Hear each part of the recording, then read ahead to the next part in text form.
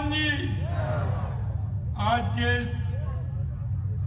सम्राट पृथ्वीराज चौहान के जन्मोत्सव समारोह में हमारे बीच में मंचासीन महामंडलेश्वर मेहंदीपुर बालाजी धाम के महंत श्री नरेशपुरी जी महाराज,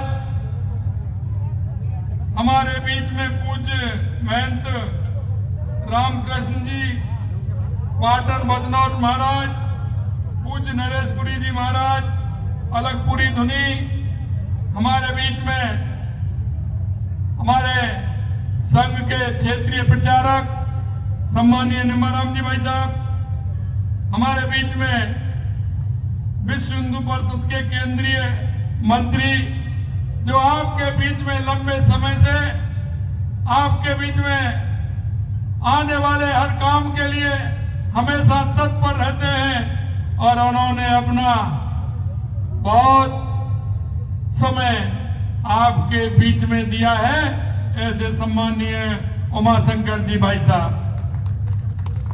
हमारे बीच में मेरे केंद्रीय मंत्री परिषद के हमारे मंत्री भाई अविनाश जी गहलोत साहब, भाई सुरेश जी रावत साहब, हमारी राजसमंद की सांसद श्रीमती महिमा कुमारी जी, ब्यावर के हमारे विधायक शंकर सिंह जी रावत साहब, भीम के विधायक हरि सिंह जी रावत साहब, मसूदा के विधायक वीरेंद्र सिंह जी कानावत साहब, हमारे नगर परिषद ब्यावर के सभापति भाई नरेश कनौजिया जी, भाई छोटू सिंह जी खाना खेड़ा ब्यावर सेवा परियोजना समिति, पूरन सिंह जी रावत साहब, जन्मोत्सव समिति वीरम सिंह जी चौहान साहब, और मेरे सामने बैठे मेरे पूजा योग बुजुर्गों, नौजवान दोस्तों और इतनी बड़ी संख्या में आई मेरी माता बहनों, सबसे पहले तो मैं आपको नमन करता हूं, वंदन करता हूं, आप सभी का अभिनंदन करता हूं। आशापुरा धाम में विराजी आशापुरी माता को मैं सबसे पहले नमन करता हूं। मैं सम्राट पृथ्वीराज चौहान के जन्मोत्सव समारोह समिति ब्यावर को जन्म उत्सव के भव्य आयोजन के लिए मैं बहुत बहुत बधाई और साधुवाद देता हूं। साथ ही मैं आपको भी साधुवाद देना चाहता हूं कि मगरा मेरवाड़ा क्षेत्र में सनातन संस्कारों को सुदृढ़ करने के लिए ब्यावर सेवा परियोजना विगत 44 वर्षों से सम्राट पृथ्वीराज चौहान के जन्मोत्सव को हर्षोल्लास के साथ उनके जन्म उत्सव को पखवाड़े के रूप में मनाती आ रही है। इस वर्ष सीता महराज हिंदू महासभा का द्वारा सामूहिक विवाह सम्मेलन के लिए भी मैं आपको बहुत बहुत बधाई देता हूं। सामूहिक विवाह सम्मेलन में पढ़ने में सूत्र में बंधने वाले सभी हमारे जो नव दंपति हैं उनके सुखद दाम्पत्य जीवन की शुभकामनाएं देता हूं, जो आज वो सभी उस दाम्पत्य सूत्र में बंधने वाले हैं। सामूहिक विवाह सम्मेलन समाज में एक अच्छी परंपरा है। ये सम्मेलन विवाहों में फिजूल खर्ची पर रोक लगाते हैं, साथ ही समाज में समानता और एकता की भावना को जागृत करने का काम और उसे प्रगाढ़ करने का काम भी करते हैं। भाइयों बहनों, मैं आपसे इतना कहना चाहता हूं, राजस्थान ये वीरों की भूमि है। इसके कण-कण में शौर्य, वीरता और त्याग की गाथाएं रची हुई है। इनकी खूबियों की वजह से राजस्थान की विश्व भर में एक अलग पहचान है। राजस्थान के वीरों में सम्राट पृथ्वीराज चौहान का नाम स्वर्ण अक्षरों में लिखा हुआ है, जिनकी रगों में शौर्य और पराक्रम का रक्त दौड़ता था। मैं सम्राट पृथ्वीराज चौहान के जन्मोत्सव समारोह के अवसर पर उन्हें कोट कोट नमन करता हूं। कहते हैं, कहावत है, होनहार वीरवान के होठ चिकने पात। ये कहावत सम्राट पृथ्वीराज चौहान पर सटीक बैठती है। वे जब बालक थे तभी से उनमें महानता के गुण दिखने लगे थे। बचपन से ही पृथ्वीराज चौहान शस्त्र विद्या और धर्म ग्रंथों के अध्ययन में निपुण थे। वे अपनी वीरता धनुर्विद्या के लिए दूर दूर तक विख्यात थे। इसीलिए तो वो धर्मपरायण थे, इसीलिए तो उन्होंने 16 बार ऐसे मोहम्मद गौरी को छोड़ा, क्योंकि वो धर्मपरायण थे, धर्म के आधार पर चलते थे। वो कहते थे कि सामने कोई आकर के खड़ा हो जाता है, अपने प्राणों की भीख मांगता है, तो उनके अंदर दया आ जाती थी और इस तरह से उन्होंने 16 बार उस मोहम्मद गौरी को छोड़ने का काम किया। मैं आपसे निवेदन करना चाहता हूं कि उन्होंने अपने पिता के निधन के बाद मात्र 11 वर्ष की उम्र में दिल्ली और अजमेर की गद्दी को संभालने का काम किया और उन्होंने अपने क्षेत्र में जिस तरह से काम किया और उन्होंने जिस तरह से आजादाइयों को खदेड़ने का काम किया, उनसे कभी भी उन्होंने हार स्वीकार नहीं की। अगर उन्होंने दया का भाव दिखाया तो उन्होंने ही दिखाया कि कोई बात नहीं, इसको छोड़ दीजिए। लेकिन आपने देखा होगा एक बार अगर किसी तरह से बराते हुई तो उनकी क्या स्थिति हुई, लेकिन अंतिम क्षण तक उन्होंने छोड़ा नहीं और उन्होंने अपनी वीरता का परिचय देते हुए अंतिम क्षणों में भी उसको समाप्त करने का काम किया। मित्रों, मैं कहना चाहता हूं, हिंदू हृदय सम्राट राय पिथौरा जैसे उपनामों से पुकारे जाने वाले सम्राट पृथ्वीराज चौहान का साम्राज्य अजमेर से दिल्ली तक फैला था। उन्होंने मुस्लिम आक्रमणों को बार बार निष्फल किया और जैसा मैंने कहा जाता है, मोहम्मद गौरी को 18 बार पृथ्वीराज चौहान पर आक्रमण किया था और उसे 17 बार हार का सामना करना पड़ा। मोहम्मद गौरी को 17 बार हार का सामना करना पड़ा। सम्राट पृथ्वीराज चौहान ने 1121 ईस्वी में तराइन के प्रथम युद्ध में पराजित किया था और यह विजय भारत के इतिहास में स्वर्ण अक्षरों में लिखी गई है। 1192 में तराइन के द्वितीय युद्ध में भारत के इतिहास का रुख मोड़ दिया। अगर सम्राट पृथ्वीराज चौहान के साथ छल कपट नहीं होता तो आज भारत की स्थिति कुछ और होती। वो भी बदलने वाले थे, लेकिन स्थिति जिस तरह से बदली, लेकिन उन्होंने कभी हार नहीं मानी। पृथ्वीराज चौहान सिर्फ एक शासक नहीं थे, वो एक युग थे। उनकी वीरता के किस्से लोकगीतों में गाए जाते हैं। वो युद्ध भूमि में शेर की तरह लड़ते थे और उनकी तीरंदाजी की मिसाल आज भी दी जाती है। और चंद्रवरदाई द्वारा रचित पृथ्वीराज रासो उनकी वीरता का परिचय देने वाला उत्कृष्ट ग्रंथ भी आपने देखा हो। पृथ्वीराज चौहान राष्ट्रीय स्वाभिमान के प्रतीक थे। वे आज भी जन जन के प्रेरणा स्रोत हैं। उनकी गौरव गाथाएं जानने के लिए इतिहास की गहराइयों को समझना होगा। और आपने देखा होगा, हमने भी देखा है, और मेरे से बड़े जो उम्र के लोग हैं उन्होंने भी देखा होगा, हमारे गांव में नाटक होते थे, छोटे छोटे, उनके माध्यम से गांव में उस वीरता को दिखाते थे।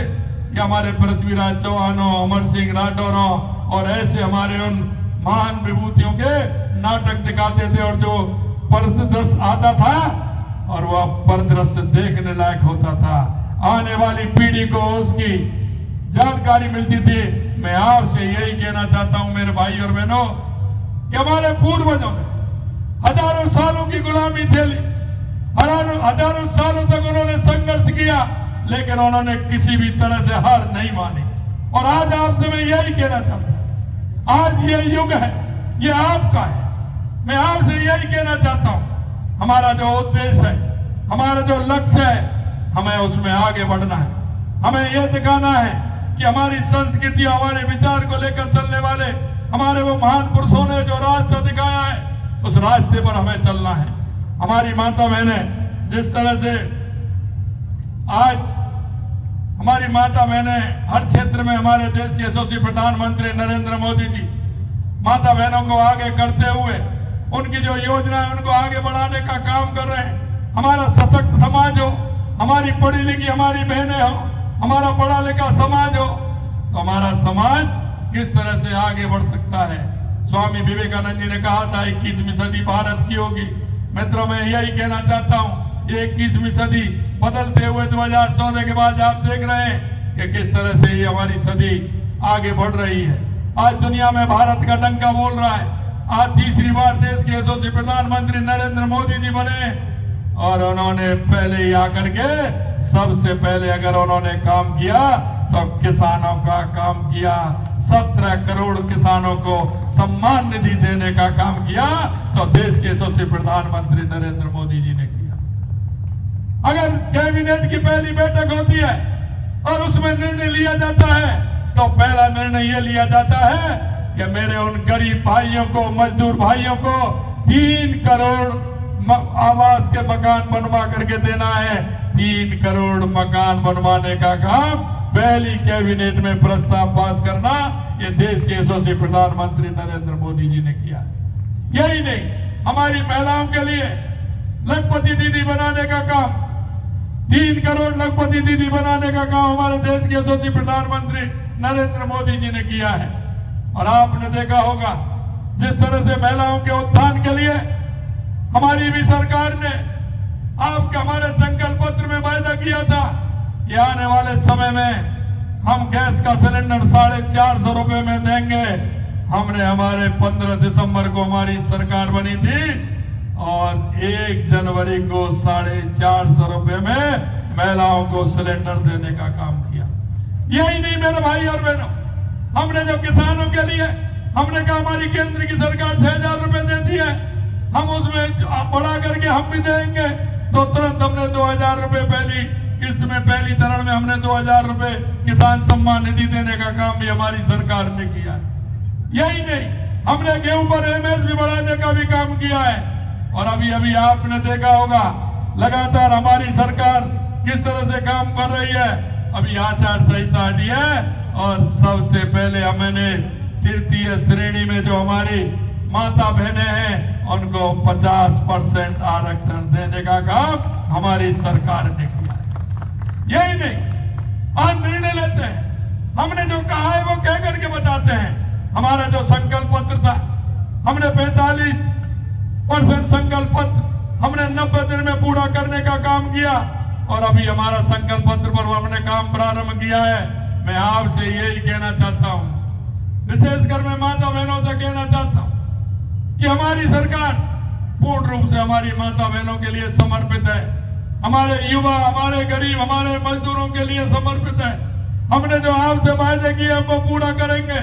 और मैं आपसे यही कहना चाहता हूं मेरे भाई और बहनों कि इस क्षेत्र की जो स्थिति है, आप इस क्षेत्र के बारे में अच्छी तरह से जानते हैं। माननीय उमाशंकर जी भाई साहब कितने दिनों से आपके यहाँ लग रहे हैं। मैं आपसे यही कहना चाहता हूं, जरा हमारे पूर्वजों को देखिए, पूर्वजों को देखिए, उन्होंने कितने संघर्षों के बाद हार नहीं मानी और वो लोहा लेते रहे। अरे भाइयों, अब तो स्थिति ऐसी है कि आप आगे बढ़िए, काम करिए, आगे बढ़ते हुए आने वाले बच्चों को, बच्चियों को शिक्षा दीजिए। आप, हमारी ये सरकार आपके लिए हर तरह से कटिबद्ध है। हम किसान और मजदूरों के लिए जिस तरह की हम योजना लेकर के आए हैं, लगातार आपने देखा होगा हमारी केंद्र की सरकार 80 करोड़ लोगों को खाद्यान्न के माध्यम से अन्न दे रही है। यही नहीं, आपने देखा होगा हमारी सरकार ने भी जो हमारे बुजुर्ग हैं, सामाजिक सुरक्षा पेंशन जिनको मिलती है, उनको भी आज तक किसी ने नहीं बढ़ाया। हमने 1000 रुपए से पहली किस्त में 1150 रुपए करने का काम हमारी सरकार ने किया। हमें पता है हमारी बुजुर्ग माता बहनें, हमारे बुजुर्ग जो है वो जब और बहन बेटी अपने की मां आती है तो हमारे किसकी तरफ देखती है? आती है ना हमारी बहन बेटी। जब हमारी बहन बेटी हमारे घर आती है तो हमारी माता बहनें कुछ देती है कि नहीं देती? जब जाती है वो देती है ना। तो हम यही बात सोचते हैं कि अगर हमारे भाई को, हमारी माता को, हमारे पिताजी को अगर पेंशन मिलेगी तो उस पेंशन से उसकी सेवा भी होगी, क्योंकि वो वादे हैं कि हर महीने 1150 रुपए आते हैं। आने वाली हमारी उस बेटी का सम्मान मिलेगा, उसको 2, 5, 10 रुपए भी हमारी दादी देगी तो वो भी घर जाके कहती है कि दादी जी ने जेब में से निकाल के 10 रुपए 20 रुपए दिए। हमारी सामाजिक जो व्यवस्था है, इन सामाजिक व्यवस्थाओं को हम कैसे बनाए रखें, यह भी आवश्यकता है। मैं आपसे इतना ही कहना चाहता हूं, अभी अभी मेरे को माननीय भाई साहब ने कहा मैं यहाँ आया हूं तो मैं कुछ ना कुछ क्या होना चाहिए व्यवहार के अंदर, तो मैं ये भी कहना चाहता हूं, देश के यशस्वी प्रधानमंत्री नरेंद्र मोदी जी का लक्ष्य है कि 3 करोड़ बहनों को लखपति दीदी बनाना है। हमारे यशस्वी प्रधानमंत्री जी लखपति दीदी योजना से मैं बहुत प्रभावित हूं। हमारी स्वयं सहायता समूह की 40 लाख महिलाएं जो सहकारिता विभाग में पंजीकृत है, 1000 फेडरेशनों से जुड़ी हुई हैं और 1000 फेडरेशन पूरे राजस्थान के अंदर जिस तरह से बन रहे हैं, महिलाओं की ये फेडरेशन उन्हें लखपति दीदी बनाने हेतु प्रयासरत है। मैं भारत सरकार के सहयोग से देश का प्रथम महिला निधि बैंक जो सहकारिता विभाग में पंजीकृत वित्तीय संस्था है के द्वारा लखपति दीदी बनाने हेतु महिलाओं को 2.5 इतने सस्ते में प्रतिशत में ब्याज मिलता है, जिससे स्किल डेवलपमेंट के माध्यम से हमारी बहनें काम करती हैं। यही नहीं, हमारी एक स्वयं निधि योजना है। उस स्वयं निधि योजना के माध्यम से पहले हमको 10,000 रुपए मिलते हैं, उसकी ब्याज नहीं दी जाती है। 10,000 रुपए का काम पूरा किया, अगर वो बढ़ दिए तो 20,000 रुपए मिलते हैं। अगर 20,000 रुपए बढ़ दिए तो फिर उसके 50,000 रुपए मिलते हैं। अगर 50,000 रुपए उसके बढ़ जाते हैं तो 1 लाख रुपए मिलता है, और 1 लाख रुपए बढ़ जाते हैं तो उसको 2 लाख रुपए तक मिलते हैं। उसकी कोई ब्याज नहीं होती है, सिर्फ वो अपने काम के माध्यम से उसको ठीक प्रकार से करें तो उन बहनों को इस तरह की योजना मिलती है। मैंने मेरी 2 बहनों को देखा था, उन्होंने 10,000 रुपए लिए थे। उनके पिताजी एक संस्था के सामने ढकेल पर चाय बना करके बेचते थे। उन 2 बहनें थी, उनके मन में आया कि हम कुछ और बनाएं। उन्होंने 10,000 रुपए का स्वयं निधि से उन्होंने लोन लिया और उन्होंने 1.5-2 महीने के अंदर वो 10,000 रुपए चुका दिए, क्योंकि वो उस दुकान पर टोस्ट वगैरह बिस्किट वगैरह रखने लग गए और धीरे धीरे उन्होंने उसको भी चुकाया। आगे चला तो उन्होंने उसमें एक छोटी सी दुकान लगा करके उन्होंने और नाश्ते का सामान प्रारंभ कर दिया और उन्होंने 50,000 रुपए ले लिए। 50,000 रुपए भी चुका दिए। उन्होंने 1-1 लाख रुपए भी ले लिए। अब उस बगल में एक दुकान पर दोनों बहनें ने एक दुकान किराए पे ली और पिताजी को भी ले लिया और उन्होंने 2-2 लाख रुपए लेकर के 4 लाख रुपए में एक बहुत बढ़िया दुकान चला करके अपनी आमदनी बढ़ाने का काम किया। मैं आपसे यही निवेदन करना चाहता हूँ, हमारे देश के यशस्वी प्रधानमंत्री नरेंद्र मोदी जी इसके डेवलपमेंट के माध्यम से, स्वयं निधि रोजगार के माध्यम से वो हमारी महिलाओं के उत्थान के लिए, हमारे युवाओं के उत्थान के लिए काम करते हैं। आज मैं यहाँ इसके लिए घोषणा करता हूं कि राज्य वित्त आयोग के द्वारा यहाँ क्षेत्रीय विकास योजना जिला नवाचार के माध्यम से एक सेंटर खोलने की मैं यहाँ घोषणा करता हूँ। वो सेंटर उन महिलाओं को सशक्त करने के लिए, उनको ट्रेनिंग देने के लिए और स्किल डेवलपमेंट के माध्यम से वो यहाँ ब्यावर और ओरपा क्षेत्र में हमारी महिला उत्थान के लिए काम करेगा। अंत में मित्रों, मैं इतना आपसे निवेदन करना चाहता हूँ, सरकारें तो खूब आती है, लेकिन मैं आपसे कहना चाहता हूँ 2014 के बाद देश के अंदर जो परिवर्तन आपने देखा है, 2014 के बाद जो देश में जिस तरह से विकास की योजनाएं हो, गरीब कल्याण की योजना हो, चाहे हमारे सीमाओं की सुरक्षा है, दुनिया में बढ़ता हुआ भारत का गौरव हो, वो आपने देखा होगा। मैं आपसे यही कहना चाहता हूं, देश के स्वाभिमान के लिए, देश के सम्मान के लिए, देश के विकास के लिए, गरीब के उत्थान के लिए, किसान के उत्थान के लिए, महिलाओं की शिक्षा के लिए, महिलाओं के उत्थान के लिए हम सभी को मिलकर के ये तो करना होगा, एक साथ चलना होगा, चल करके उन योजनाओं का लाभ लेना होगा। मैं एक बात अंत में आपसे और कहना चाहता हूं मेरे भाई और बहनों, वो मैं आपसे इसलिए निवेदन करना चाहता हूं, हम भी एक बात सोचे, हम इस देश के नागरिक हैं, हम नागरिकता का भान अपने आप में करें। हमारे बीच में, हमारे गांव में, हमारे मोहल्ले में अगर कोई ऐसा व्यक्ति रहता है, हमारी ऐसी माता बहनें रहती है, ऐसा कोई बुजुर्ग रहता है, ऐसा कोई गरीब रहता है, ऐसा कोई दिव्यांग रहता है, तो उसको लाइए, नागरिक होने का कर्तव्य भी निभाइए, उस योजना का पूरा उसको लाभ मिले, इसकी चिंता करना हर व्यक्ति का काम है, हर नागरिक का काम उनकी चिंता करना है। क्योंकि जब तक हर व्यक्ति, हर मनुष्य इस बात को नहीं सोचेगा कि इन योजनाओं का लाभ नीचे तक मिले, जब तक वो नहीं जाएगा।